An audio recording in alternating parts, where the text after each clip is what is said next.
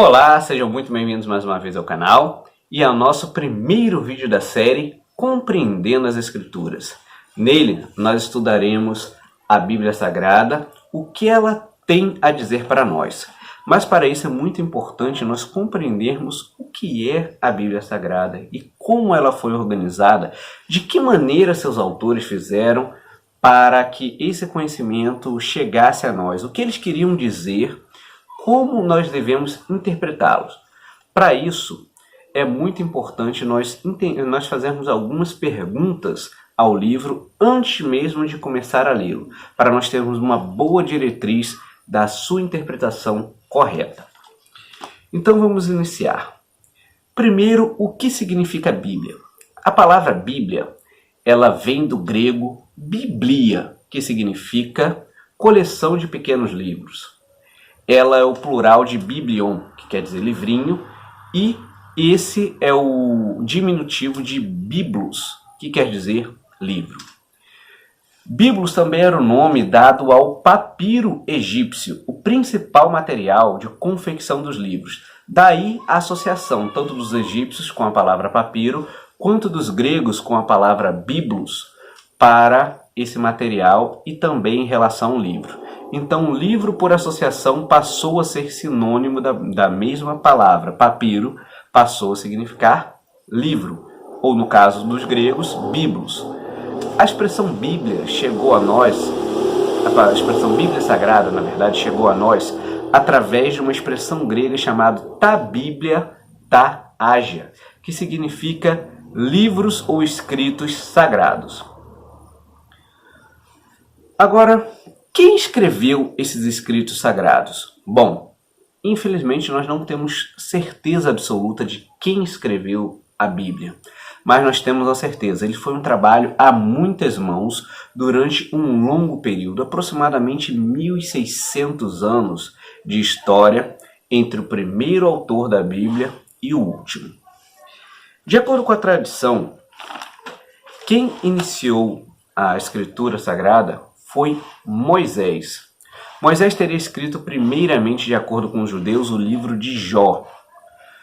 Em sequência, ele escreveu os 5 livros da lei de Moisés: Gênesis, Êxodo, Levítico, Números e Deuteronômio, tendo por fim escrito uma última parte, uma última obra das Escrituras Sagradas, que é o Cântico de Moisés, o Salmo 90.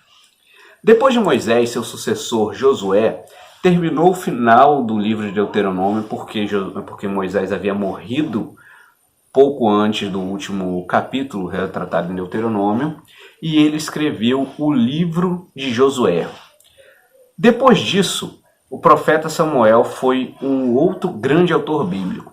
Ele teria escrito os livros de Samuel, 1 Samuel, a maior parte desse livro, mas não completamente porque ele faleceu, os livros de Juízes e também o livro de Ruth, muito importante para se compreender a história do rei Davi e, consequentemente, a história do Messias.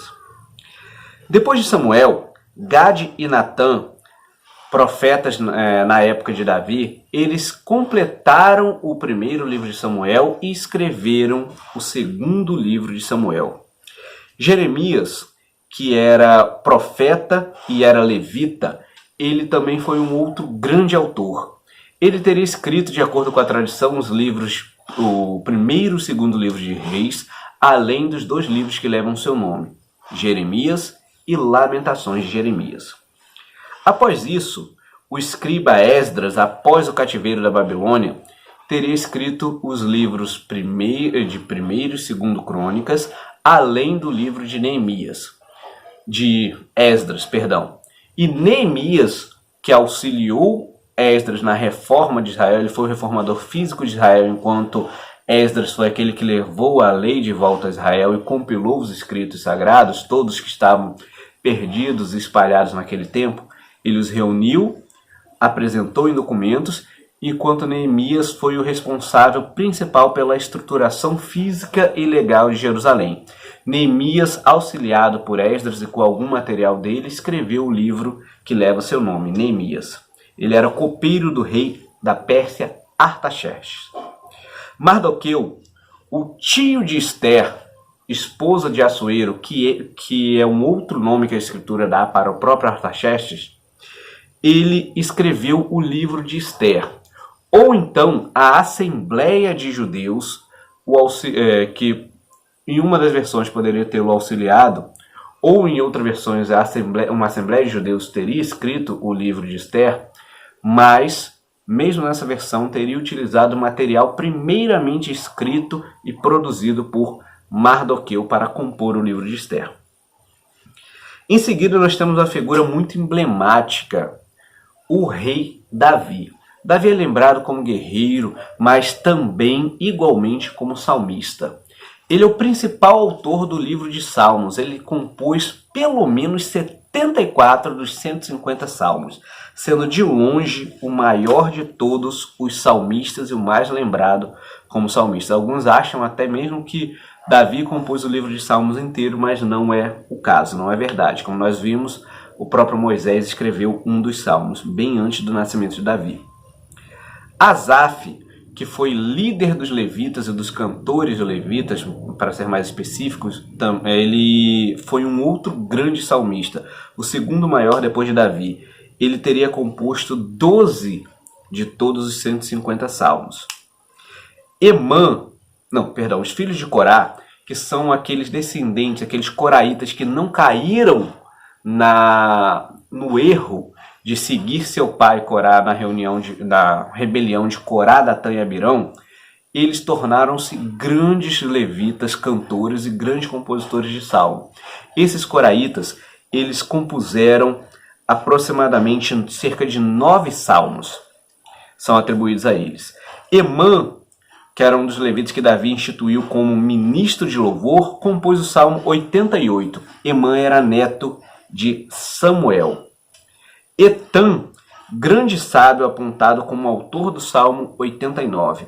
Salomão, mais sábio dentre todos os reis jamais registrados, não apenas na Bíblia, mas se nós crermos no que a Bíblia diz, o mais sábio de todos os tempos, ele foi autor de pelo menos 2 salmos, além do livro de Cantares, o livro de Eclesiastes e a maior parte do livro de Provérbios, tendo muitos dos provérbios que ele compôs não entrando nesse livro, porque ele compôs muito mais provérbios do que até mesmo a quantidade que foram postas dentro do livro de Provérbios.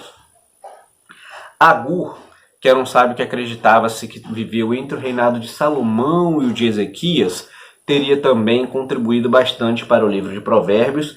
E Lemuel, rei de Massá, também teve seus provérbios compilados desde a época, não sabemos exatamente se na época de Salomão ou de Ezequias, que os sábios de Ezequias compilaram e juntaram os provérbios do rei de Massá junto aos de Salomão e de Agur para formar o livro de Provérbios. Isaías, o profeta conhecido como profeta messiânico, o homem que mais profetizou a vinda do Messias, ele era da casa de Davi e ele era um escriba além de profeta. Ele foi o autor do livro que leva seu nome, Isaías. Ezequiel, que foi profeta na época do cativeiro da Babilônia, e pouco antes, mas ele era contemporâneo de Jeremias e de Daniel, ele escreveu o livro de Ezequiel, um livro que contém muitos símbolos apocalípticos, muito importantes para entendermos o Apocalipse.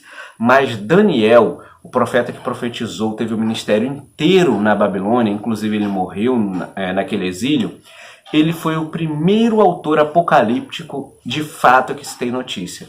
As profecias de Daniel, elas deram origem ao gênero que nós conhecemos pelos autores hebreus como apocalíptico e por alguns cristãos também. A escrita apocalíptica teve início com Daniel. Oséias foi autor do livro de Oséias, Joel do livro de Joel, Amós do livro de Amós, Obadias, Jonas, Miqueias, Naum, Abacuque, Sofonias, que era levita, Ageu, Zacarias, que era sacerdote, e Malaquias, todos eles compuseram livros que levam seu nome. Pequenos livros, são chamados todos de profetas menores. Aí, a partir de Malaquias, o Antigo Testamento foi selado. Os judeus chamam ele de selo dos profetas, porque foi o último a ter escrito antes dos 400 anos que nós chamamos de silêncio profético. Após ele, entramos no período do Novo Testamento, que foi escrito em menos de 100 anos. Nós temos os evangelistas abrindo o Novo Testamento, Mateus, Marcos, Lucas, sendo que Lucas escreveu não apenas o Evangelho de Lucas, mas o livro de Atos também de composição de Lucas. Ele era médico, muito conhecido por isso, e também era estudante de leis, tendo escrito esses dois livros no formato de uma peça jurídica para apresentar muito provavelmente no julgamento de Paulo. Depois disso nós temos João, discípulo amado e o primeiro a ser intitulado como teólogo. O primeiro teólogo de todos foi o apóstolo João, o mais novo de todos os 12 apóstolos. Ele escreveu as epístolas, as 3 epístolas que levam seu nome, as epístolas de João, 1ª, 2ª e 3ª. Além de ter feito o Evangelho de João e o livro que talvez é considerado o mais misterioso de todos, que é o Apocalipse. É o único livro que talvez rivalize com o livro de Jó em sua grande complexidade, sendo que o livro de Jó é considerado de longe a peça bíblica mais complexa e completa de toda a Escritura. Nós temos também Paulo, que foi o autor da maior parte das cartas. Paulo era um fariseu, foi discípulo de Gamaliel. E Paulo ele era um tendeiro, então era uma profissão que era bem rentável.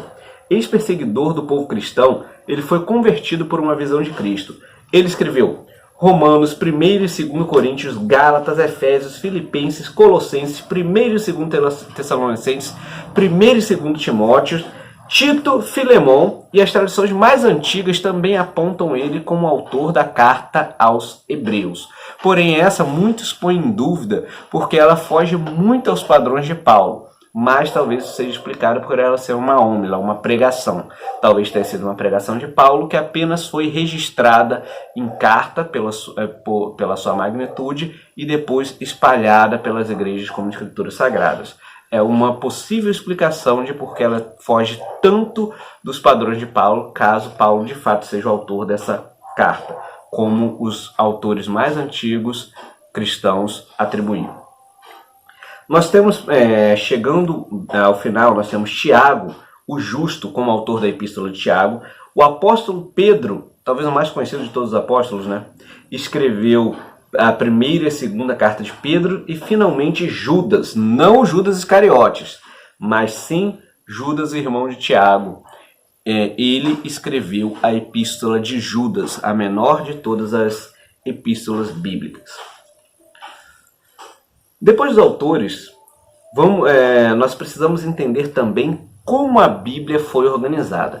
Primeiramente, nós devemos lembrar que a Bíblia é dividida em 2 grandes metades: o Novo e o Antigo e o Novo Testamento. O Antigo Testamento foi escrito em um período muito mais vasto, muito mais amplo, e ele é chamado pelos judeus de Tanakh.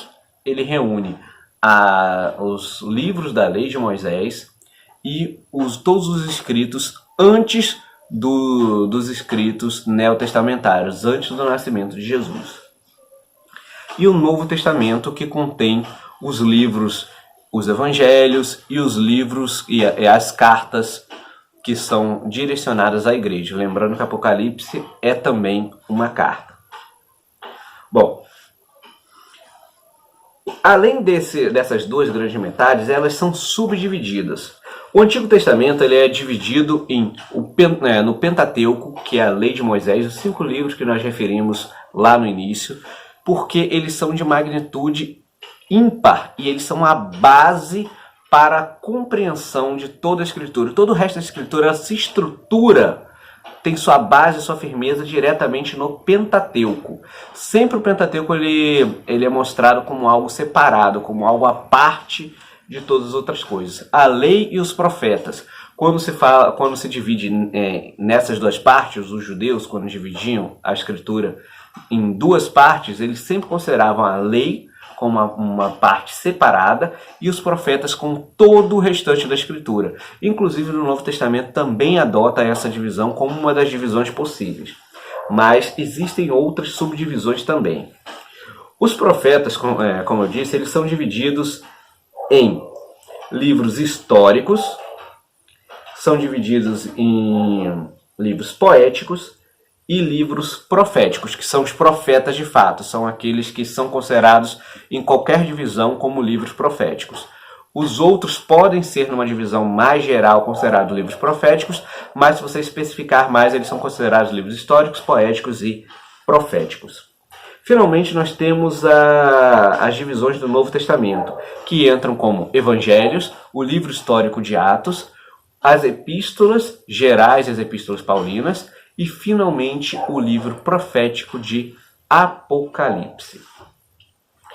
Além disso, mais recentemente, nos anos mais recentes, e aproximadamente no ano de 1226, Estevão Lento, que era arcebispo da Cornualha, ele fez a divisão da Bíblia em capítulos para facilitar o seu ensino, porque ele era professor universitário. Para facilitar a compreensão e os alunos acharem os textos com mais facilidade, ele separou toda a Bíblia em capítulos, facilitando sua organização e o encontro de textos.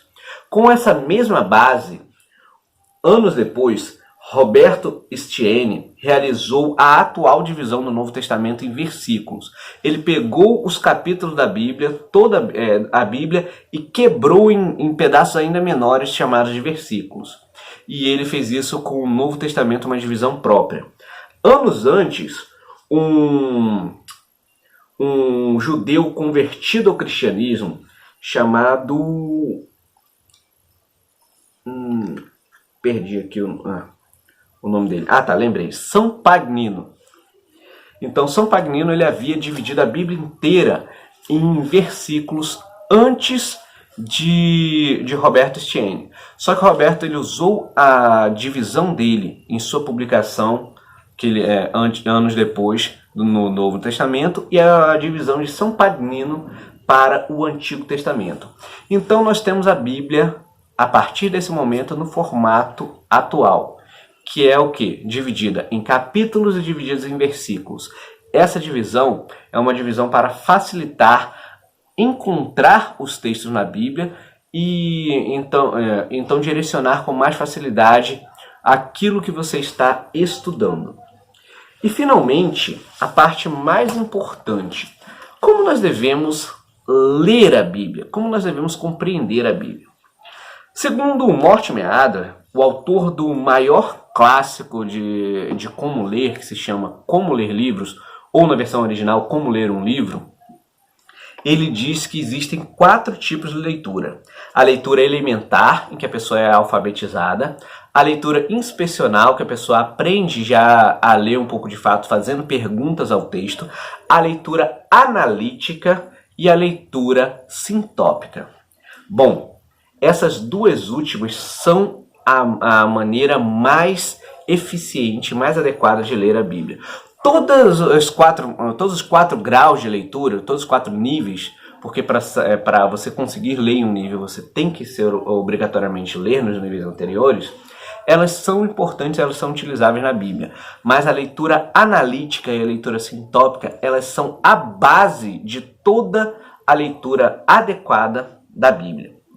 Então vamos lá, primeiro, o que é leitura analítica? A leitura analítica, você vai mais do que simplesmente ler o texto. Você faz perguntas ao texto para enquadrar melhor a sua compreensão dele. Então, para fazer uma leitura analítica adequada, é necessário que nós entendamos, por exemplo, qual a classificação do livro, que tipo de livro ele é. Ele é um livro histórico, ele é uma crônica, ele é um livro poético, ele é uma biografia, ou ele tem alguma outra classificação. Qual é o tema do livro? Ele fala de Cristo, ele fala de salvação, ele fala de conquista, de guerra, ou ele fala de alguma outra coisa? Quem era o autor? Quem é o autor de tal obra? Quem era o leitor original? A quem esse livro originalmente se destinava ali? Isso também muda muito a maneira de entendermos, porque nós vamos analisar qual era a compreensão daquele que seria o leitor original, para nós entendermos adequadamente como esse livro foi projetado para ser lido. Qual o objetivo desse livro? O que esse livro quer alcançar? Aonde esse livro quer chegar? O que ele quer transmitir? Exatamente. Então, ao responder essas perguntas, nós temos uma boa diretriz. Além disso, fazer perguntas ao texto, anotar tais perguntas e voltar a elas novamente com as respostas e elaborar novas perguntas em cima dessas respostas é essencial para a compreensão dos livros mais complexos e indispensável para a compreensão bíblica. Finalmente, a leitura sintópica, ela é a eleição de um tema, de um assunto que nós iremos utilizar, e nós vamos fazer a comparação entre textos de obras diferentes. A Bíblia, como ela é uma verdadeira biblioteca, um conjunto de livros, ela permite que você compare a visão de um assunto de um autor com a visão do mesmo assunto por outro autor, chegando então a conclusões e até mesmo extraindo conhecimentos que nenhum dos dois autores dizem, mas que ao comparar um texto com outro, aquela diretriz, aquela compreensão, aquele novo conhecimento fica claro. Então você tem mais coisas escritas através da leitura sintópica, mais conhecimento, na verdade, a ser extraído, do que por uma leitura direta de apenas um autor. A própria leitura sintópica, ela é direcionada pela Bíblia, quando ela diz em Isaías 28:10, o profeta relata assim: porque é preceito sobre preceito, preceito mais preceito, regra sobre regra, regra mais regra, um pouco aqui, um pouco ali. Era essa maneira que os autores bíblicos utilizavam para entender as Escrituras. Era essa maneira que os judeus aprendiam a ler tudo aquilo que era sagrado e até mesmo os demais escritos. E a mesma maneira que hoje os autores críticos, os escritores e os produtores de material científico, produtores de artigo e outras coisas, usam para ler seus assuntos em geral, inclusive quando esses artigos tratam de um assunto bíblico. Bom, com isso nós já temos uma boa diretriz de como entender e como seguir nessa série. Através do que foi dito, nós podemos compreender melhor aquilo que será estudado na série Compreendendo as Escrituras. E a partir do próximo vídeo, nós entraremos no primeiro livro da Bíblia Sagrada, o livro das origens, chamado Gênesis. Curta, compartilhe o canal e até o próximo vídeo.